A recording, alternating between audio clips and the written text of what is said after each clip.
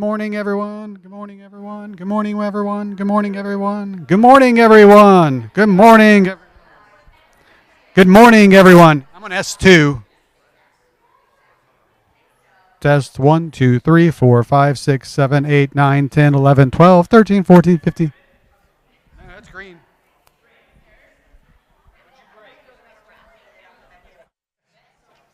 That's usually what they said to me at the show.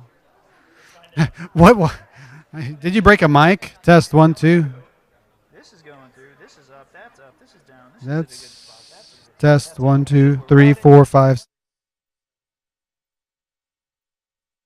En route. Testing 1, 2. We're off. Our speakers are off. He's not going to work either.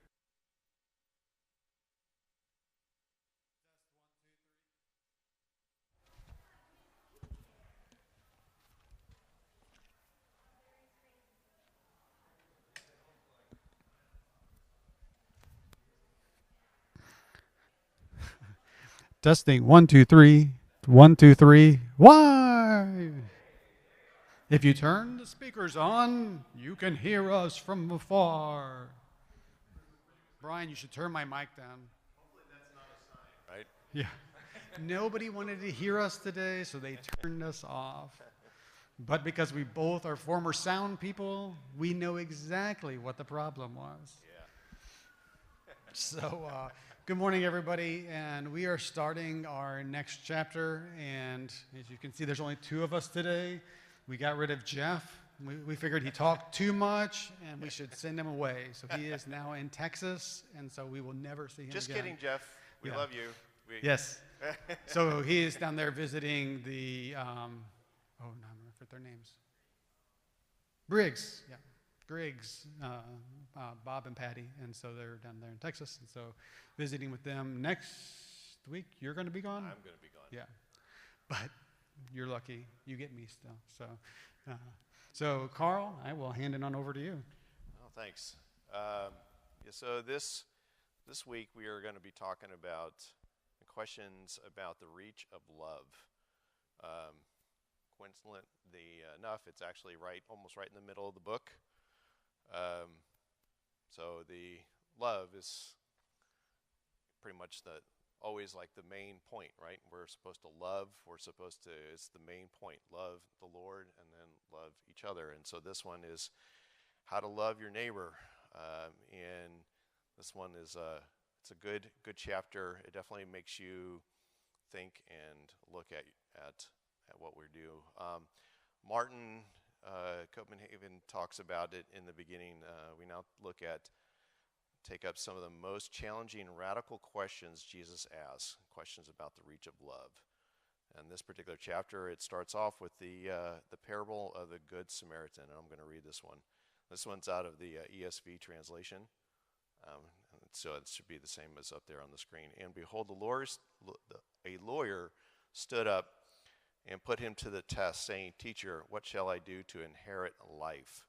He said to him, What is written in the law? How do you read it?" And he answered, "You shall love the Lord your God with all of your heart, all of your soul, and all of your strength, and with all of your mind, and your neighbor as yourself." And he said to him, "You have answered correctly. Do this, and you will live." But he, desiring to justify himself, said to Jesus, "And who is my neighbor?" Jesus replied, "A man going down from Jerusalem to Jericho fell among robbers, who stripped him and beat him and departed, leaving him half dead. Now by chance a priest was going down the road, and he saw him and passed on the other side. So likewise a Levite, when he came to the place and saw him, he passed on the other side. But a Samaritan, as he journeyed, came to where he was, and he saw him and had compassion. He went to him, bound his wounds, and poured oil and wine. He set him on his own animal and brought him to an inn and took care of him. And the next day he took out 2 denarii, gave them to the innkeeper, saying, "Take care of him, and whatever more you spend, I will repay you when I come back." Which of these 3 do you think proved to be a neighbor to the man who fell among the robbers? He said, the one who showed mercy.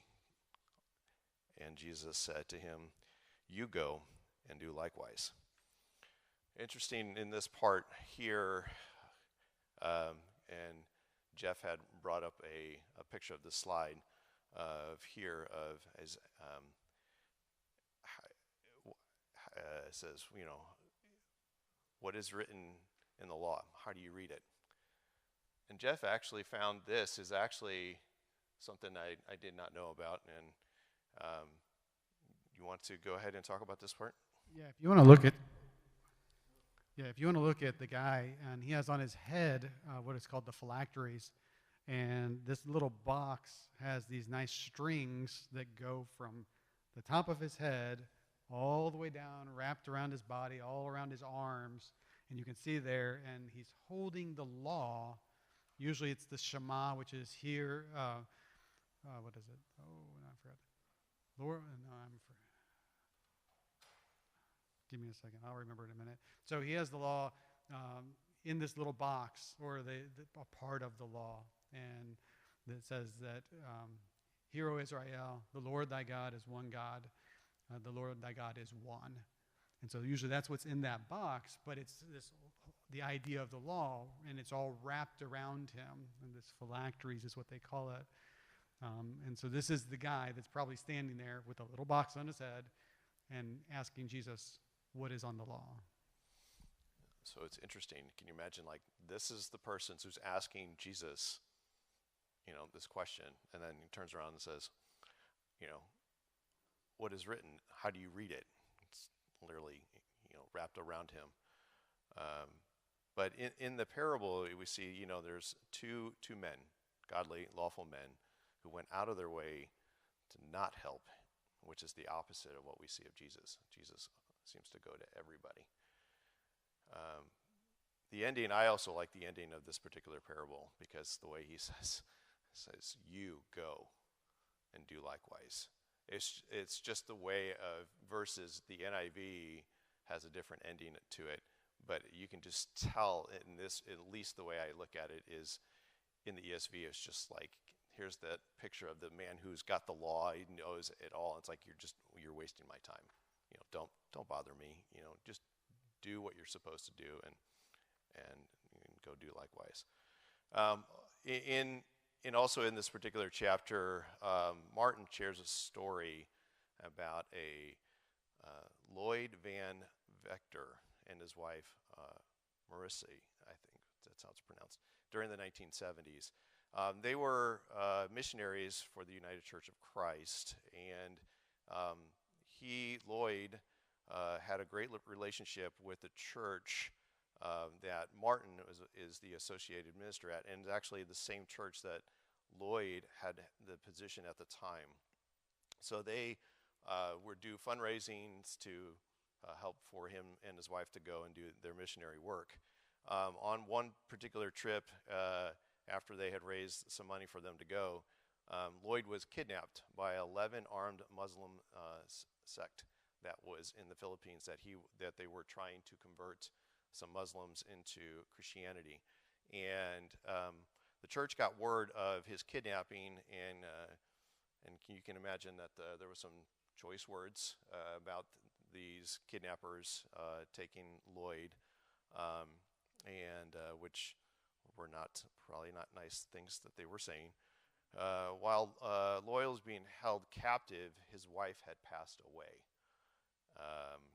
And that fueled the church members even more about the captors, and they were not happy. But they did start a memorial scholarship in his wife's name for American women who might want to pursue the ministry and social work as she had done. Lloyd was only in captive for about 20 days. On the 20th day, he was released. And they did not receive any of the ransom money. He came back, and they said, what would you like to do with the money? And he actually gave the money to the missionaries where he was at. So, in essence, did not use the money for Americans. He actually gave the money to the Philippines where he was actually at, which in here it makes me think of the passages of both Matthew and in Luke. Matthew 5:43 through 48, it says, "You have heard that is said that you shall love your neighbors and hate your enemy. But I say to you, love your enemies and pray for those who persecute you, so that you may be sons of the Father who is in heaven. For he makes the sun rise on the evil and on the good, and sends rain to the just and to the unjust. And for those who love you, what reward is that do you have? Do not even tax collectors do the same? And if you greet only your brothers, what more are you doing than others? Do not even the Gentiles do the same? You therefore must be perfect, as your heavenly Father is perfect." And in Luke 6:27 through 36, this one says, "But I say to you who hear, love your enemies. Do good to those who hate you. Bless those who curse you, and pray for those who abuse you. To the one who strikes you on the cheek, offer the other. And from one who takes away your cloak, do not withhold your tunic either. Give to everyone who begs from you, and from one who takes away your goods, do not demand it back. As you wish that others would do to you, do the same. If you love those who love you, what benefit is that to you? For even sinners love those who love them. And if it is good to those who do good to you, what benefit is that to you? For even sinners do the same. And if you lend to those who expect to receive, what credit is that to you? Even sinners lend to sinners and get back the same amount. But love your enemies and do good and lend, expecting nothing in return. And in your reward will be great, and you will be the sons of Most High, for he is kind and ungrateful. He is kind to the ungrateful and the evil. Be merciful, even your Father is merciful." That's quite a bit. I started thinking about the words love. I looked up in the concordance in the back of my Bible here, and I find there are 38 references to the word love, 13 to loved, and 11 to loves. There are 8 references to neighbor and 10 to enemies. It's quite a bit of a list when you look up the word love. Obviously, it's meant there for a purpose. We're supposed to love. If you did a Google search for the word love, how many times is it mentioned? ESV, which is the one I'm currently using, has it listed as 684 times that the word love is there. In the King James Version, there's 442. The NASB has it at 479 times. New Living Translation is 759, and the NIV has 686 times. So it's a lot. It's not the biggest reference to the word, but in the Bible, but it is still a significant amount. Obviously, there's a point to it. There are a few other passages here that I pulled out in reference to the word love. Romans 13:10 says, "Love does no wrong to a neighbor, therefore the love is fulfilled. Love is the fulfilling of the law." And also John 15:12 verses 13. Now this particular one, I've known this one for a long time. This is my commandment, that you love one another as I have loved you. Greater love has no one than this, that someone laid down his life for his friends. That one has always struck me. That one, I see that I actually wanted to be a police officer for the longest time, and for those that to do that, I always thought that was a great one. And obviously, it's not taken quite out of context for that part of it, but the fact that what Jesus had talked about in this particular one, it's just that means that he loved his friends, that he would do that. The last thing is, we all probably know this one, 1 Corinthians 13:4. Love is patient and kind. Love does not envy or boast. It is not arrogant or rude. It does not insist on its own way. It is not irritable or resentful. It does not rejoice at wrongdoings, but rejoices in the truth.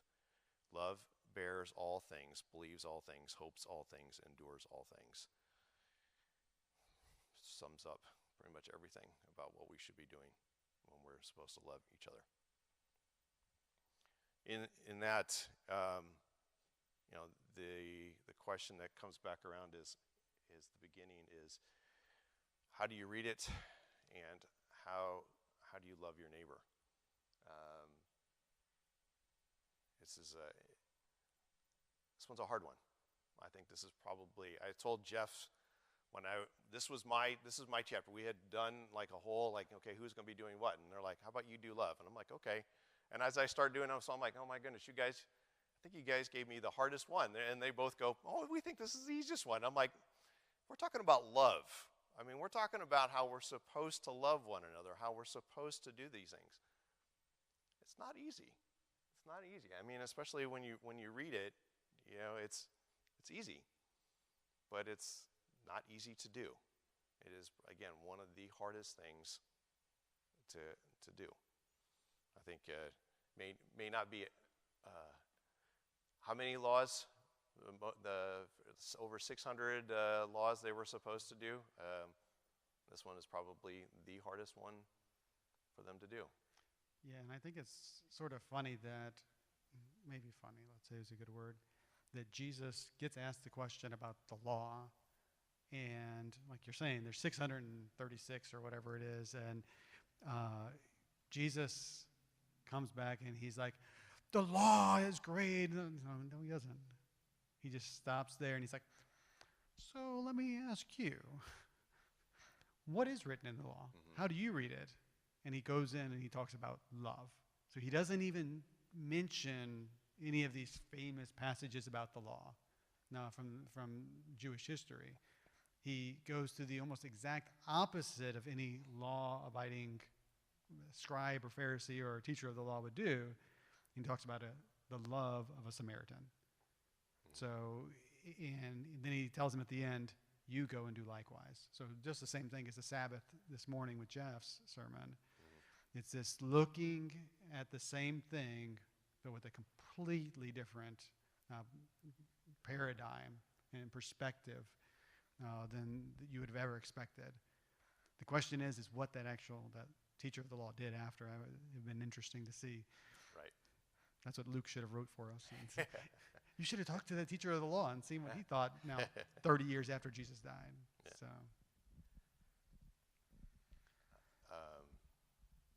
Anybody have any points?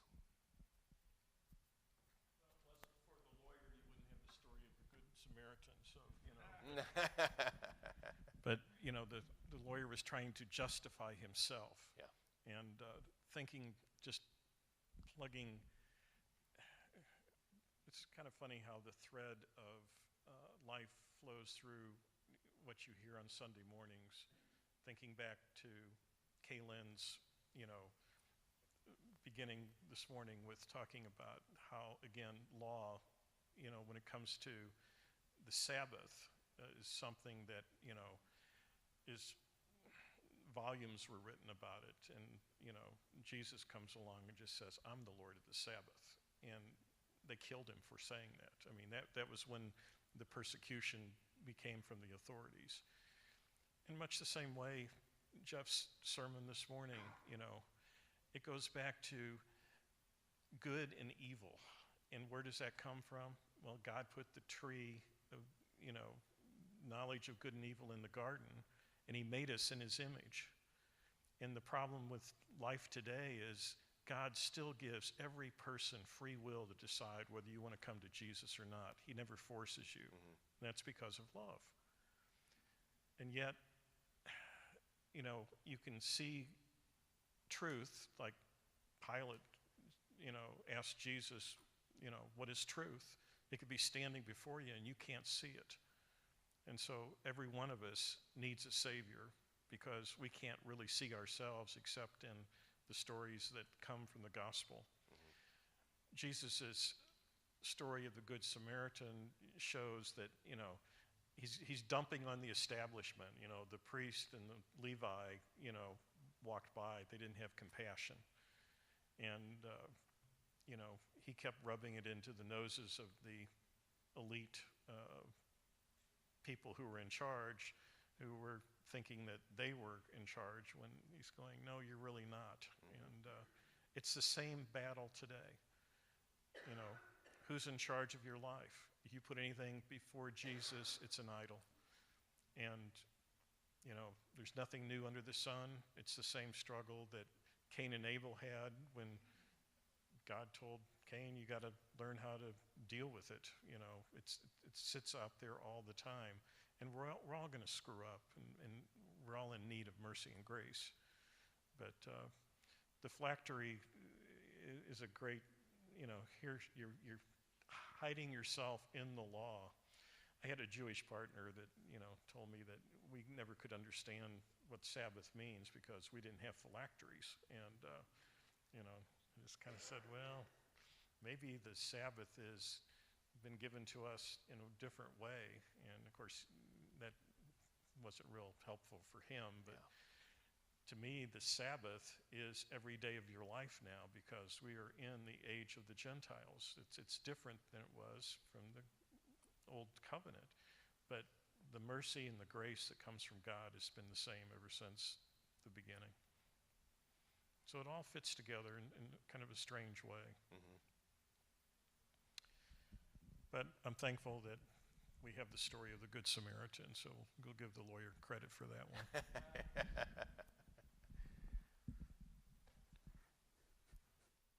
Oh,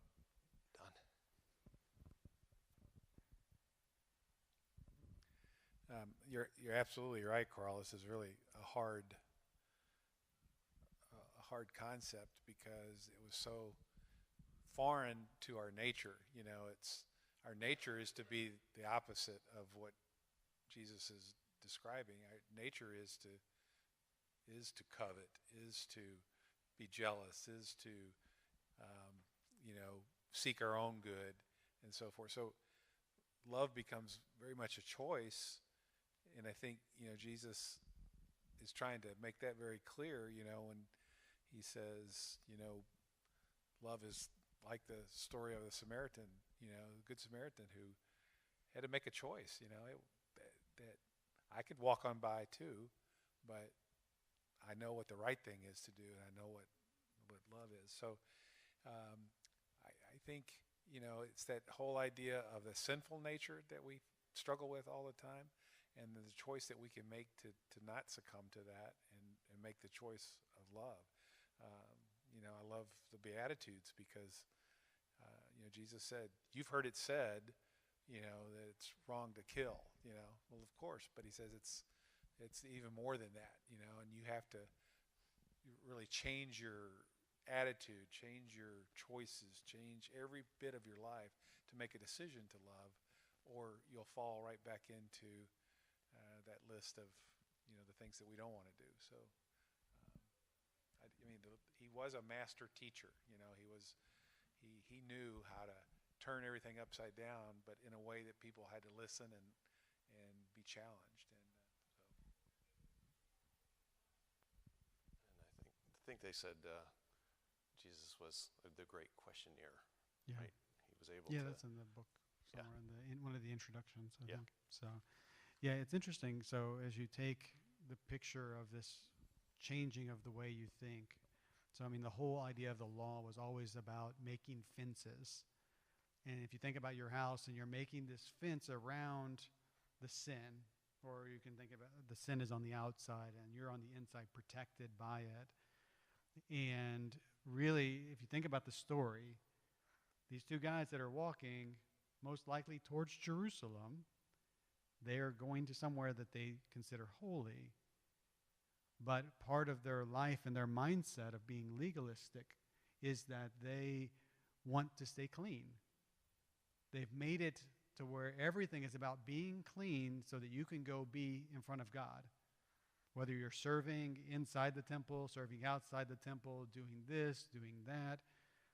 And so the idea of love and compassion wasn't included inside that fence. It's just like if you think about your house and your neighbor, the tornado comes and hits his house and it knocks a tree onto your fence, and you're worried more about your fence than your neighbor who has no house and or is laying there hurt on the side of his house because it blew him out of the house. You're like, why did you let your tree hit my fence? And he's like, And this is exactly what happens because they went to the other side of the road so that they could stay as far away from him if he were to reach out and touch them, and they would get unclean. And so this is what they were trying to keep from doing. And this is what Jesus is like, this is wrong. This Samaritan is the one that you should be copying, not this fence making. And the same thing with the Sabbath, the same thing with everything else. He's breaking down these fences. The same with Jeff's story. Now, what is good? So that's one of the other questions in our book later. And so the pictures of the Sabbath that he talks about in this chapter. Is it good to restore the man, or is it not? Or to do good or to do bad? To heal or to make sick? And we find out the answer, and then because of these fences, they still are blinded by that. They can't see really the compassion that they need to be giving on the other side of the fence. As I said, can you hear me? We think of Jesus changing things. He really changed. If you think about Jesus, really change anything. Actually, if he was more reinforcing, it's kind of like things. It's like the whole what the Pharisees were doing. The law was never the problem. They were again just like I'm sorry. The Jews were missing the point of the law. Like take a parent with a child. You tell the kid. You set up rules for the child for what? Not to make their lives miserable. They probably think that, but you tell the kid no, why? Because you're trying to protect them. Say this is the right way. This is a good way. You do this and be happy. You do this and you'll be happy in the long run. And they sometimes. And sometimes you don't do it. You don't do it right. Whatever I should say right. I should say that. The point of I'm giving you the rules for a reason. I'm not trying to. If you miss the rule, you're free by the rule. Why am I giving you the rules? I love you. I'm rapping, but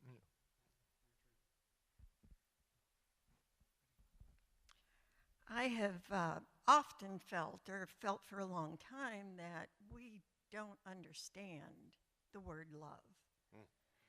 And I think that is why, I guess it's the Hebrew language, they have more than one word. We throw the word love around so much. And we think that to love means to have a certain emotional connection to that person. So we have to know that person. And I think that's why some marriages fail. They say, oh, we just fell out of love. And you've got to come out of yourself, which is what Jesus is trying to teach. Come out of yourself. Love comes from above, not from within us, unless we're funneling God's love. So we need to, and Jesus had, he had his inner circle. So he had some that he cared for more than others, but he loved everyone. If he saw someone in need, he would go to the aid. And that is what love is. I know I struggled for a long, long time when people would say, "Oh, I love Jesus. I love God." It's like, I don't understand that. I can't get that connection yet. So I had to kind of grow into it, but it's not this emotional thing. It's being in reverence and in awe and willing to submit to Him is the love. So if we jump to the next question, Brian. Oh, there it is right there. No, that was it. Sorry, I didn't even see it up there. Go back to the previous one. Yep. So why is it so hard to love those who we do not know? So this gets into some of the intricacies of things. Sometimes it's maybe harder to love the person that you do know, I think. But Yeah. But it's an interesting question. So I mean. Yeah. No, I mean, I've said before, I seem to give, more patience to those that are not part of my family or part of my friends or complete strangers than I do with my own family. And I think it's due to the fact that I expect more from those that I know than the ones that I don't know, because I have no expectation. I don't know them. I don't have that. So when it comes to love, this part is hard. It's even, harder because, we tend to love our family and our friends, but to love a complete stranger, I don't know you. I'm not going to open up enough to be able to feel like I'm going to get hurt. Am I going to get taken advantage of? Those are some of my faults for not loving my neighbor. Now I'm happy to help, but I'm not sure if I'm actually truly loving them. That's something I have to work on.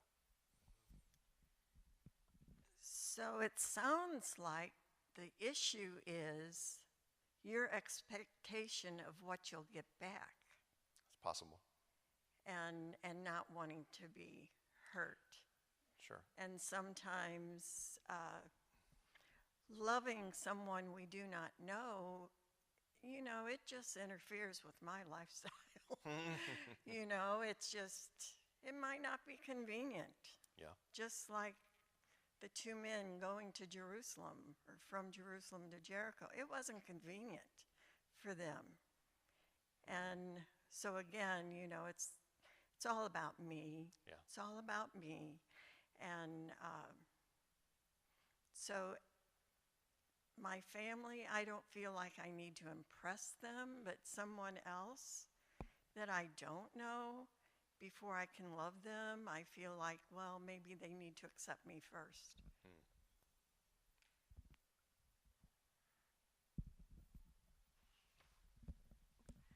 I guess one thing that stands out to me is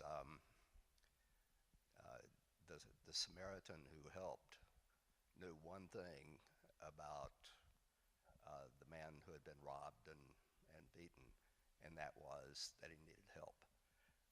He didn't know whether he was a Jewish man, a Samaritan man, nothing about him, just that he needed help. And that pretty much defines who's our neighbor.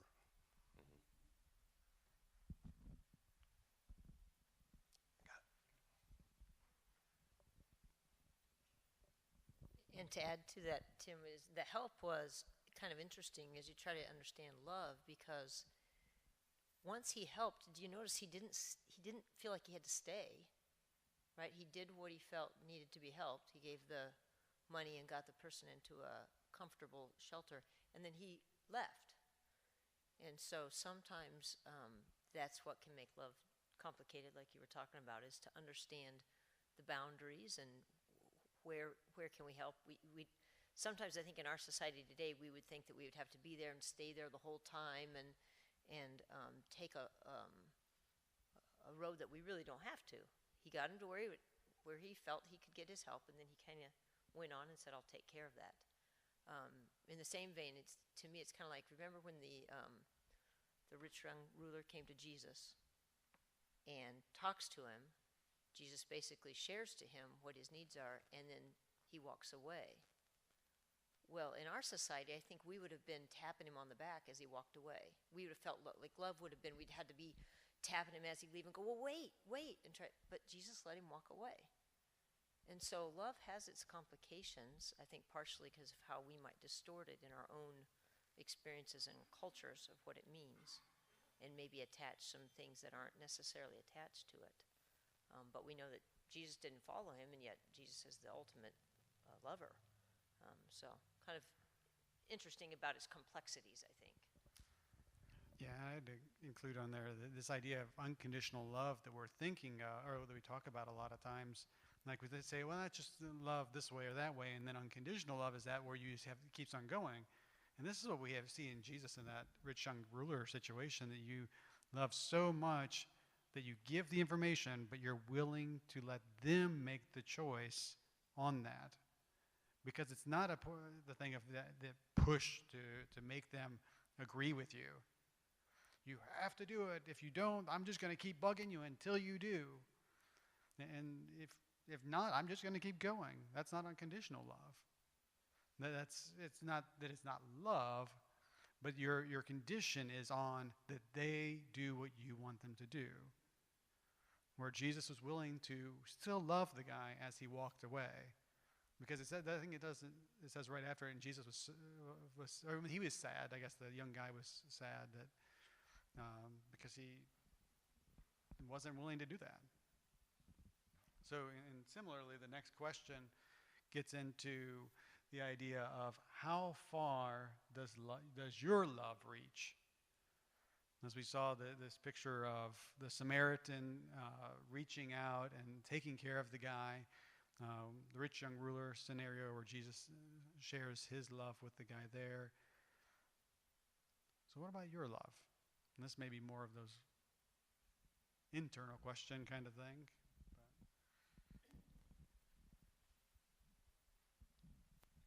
So since we've moved here, my son has been kind of bullied at the bus stop because he's the new kid. And it finally reached a head earlier this week. With the cold weather we had, I've been driving both kids to the bus stops, so because our bodies are not used to the temperature here.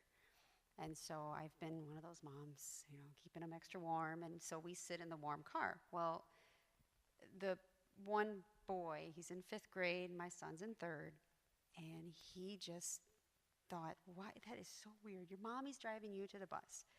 So my son had said to me, I'm just going to ignore them because I don't want to be his friend. And then the mom of the boy reached out to me in the evening and said that she had just found out what her son has been doing to my son, and she wanted to extend her apologies and then say that her son would apologize to my son. And I approached my son and I told him this, and he said, well, Mommy, I already forgive him. That's it. I already forgive him, and I know that he doesn't know me, but I forgive him. He's nice. So he inspired me because what he was enduring really hurt him. And then the next day, the boy apologized to him, and my son did extend his hand, and he says, I forgive you. We can be friends. And the mom then said to me, she met with me and said, I don't understand why he forgave him. Why did your son forgive my son? That was just awful. And I said, because we are taught love and to forgive others. That's what we're taught. And I think we get caught up in that, I'll never forgive you, and I'm going to hold this grudge. And how does that make us feel? Sick, other things happen. So that's why my son inspired me to, that how far does your love reach? He's able to forgive and in love this child.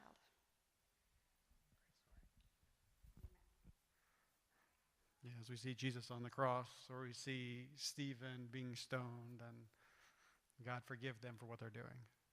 So, it's that same kind of scenario.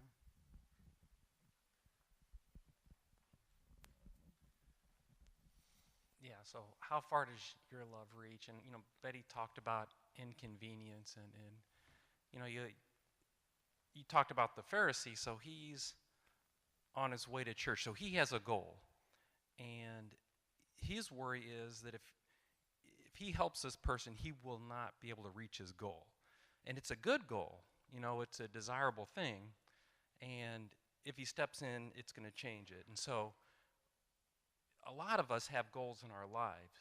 And sometimes getting involved may change those goals. And, something simple like, okay, you're saving for vacation, and yet maybe somebody needs money. Would you be willing to sacrifice your vacation to help somebody?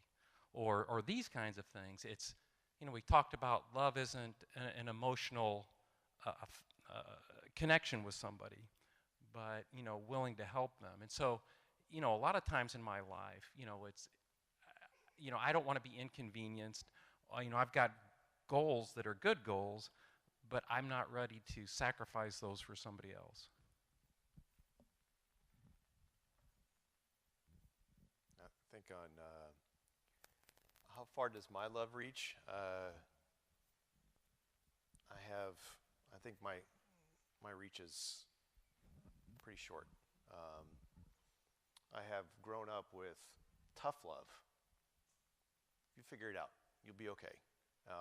And I think there's some of that thinking goes to how far am I going to extend that out to others, because I've gotten there.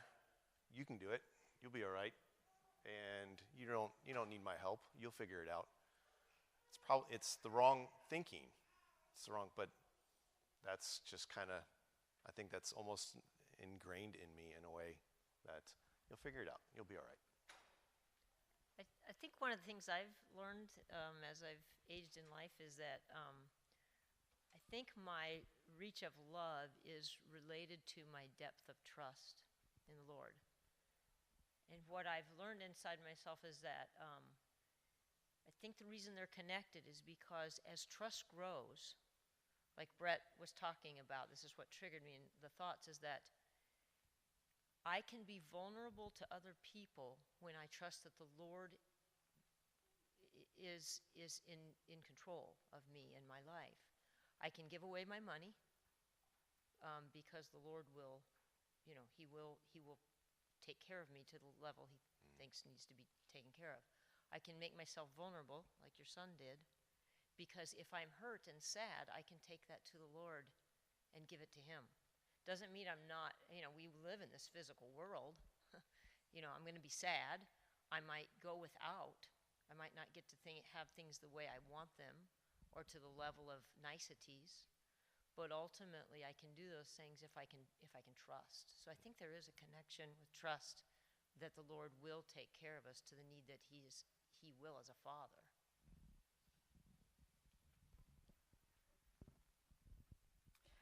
I think, too, that,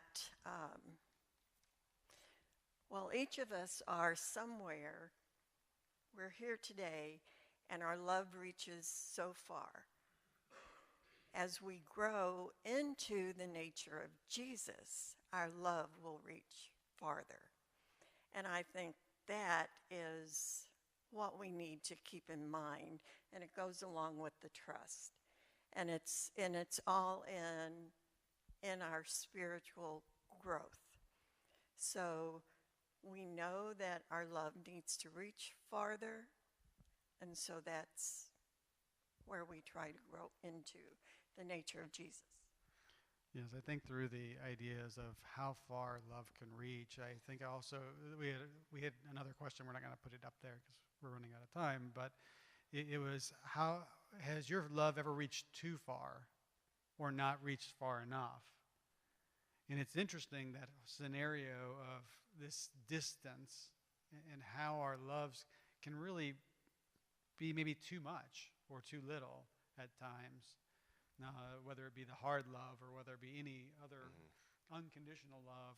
It's really strange how we, in different scenarios, will act different ways.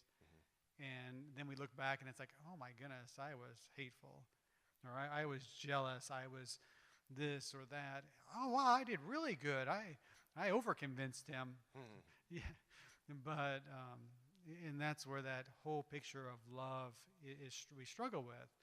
I know Karl had threw at the end of his notes something that I wanted to throw up there for us, and that's the 5 love languages, because it's a powerful picture from Chapman's book that he throws out these 5 scenarios that he sees Jesus having.